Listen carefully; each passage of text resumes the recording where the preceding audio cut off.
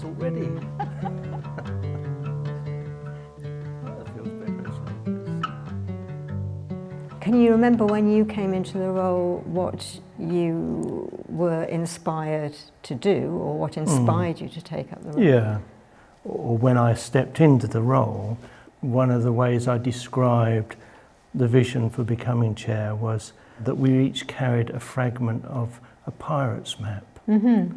And that one of the functions of the chair, or even the centre, was this idea of trying to gather up the fragments of the map so that we could find the treasure. Yes, we each have our treasure, indeed our sort of chintamani, maybe. Yeah. And so for yourself, in terms of, you know, your own practice of being chair for the last 8 years, you know, what treasure have you found?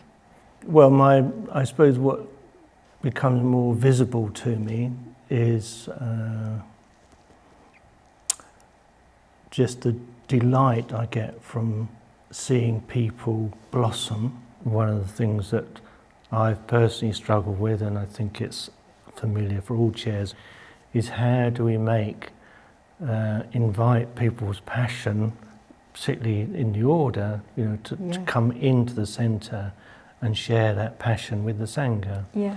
You stepping in as being chair will hopefully create the conditions for more of the order, the local order particularly, I think, to step forward to kind of bring themselves into the work of the centre. You know, we have such an inspiring Sangha here, so much sort of creativity, so much practice built over the years, and so much experience. And that is, you know, definitely, well, really, in a sense, the core of my vision is to take that, to unify it perhaps, or strengthen it. Bristol is very diverse in all sorts of ways, and I would really love our centre to reflect that diversity, or at least reflect it more. For me, I'm kind of curious about what are you doing? How come you've stepped forward? How come? This is my home Sangha, and you know, at a certain point, it just felt very natural that I should give back to that Sangha. You know, I'm not young anymore, I'm quite elderly, but I want to use my energy as much as possible in service of the Dharma. Not to waste time. Not to waste time. Absolutely, you know, whatever time you have in this world, to use it. You know, use our energy. So, what are you really looking for? You know, you're about to step into this role, aren't you? So, what are you really looking forward to? What immediately comes to mind is I'm really looking forward to communicating with as many people as possible in the Sangha. You know, order members and mitras and friends.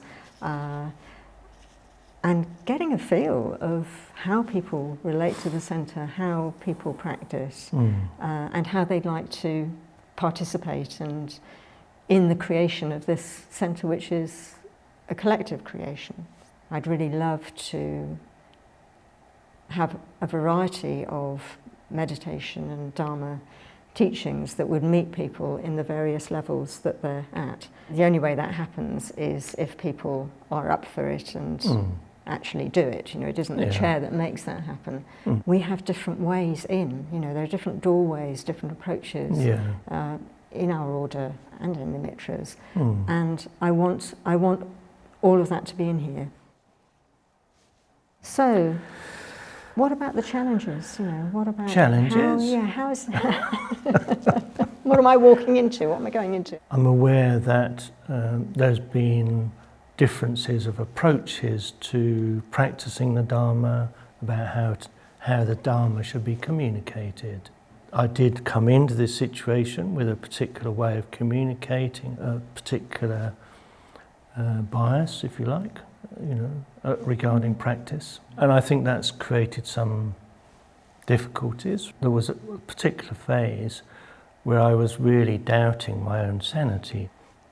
You know, I really didn't know whether what I was practicing was completely got it wrong, or whether I could really trust my practice, and was being kind of split apart by trying to chair the centre.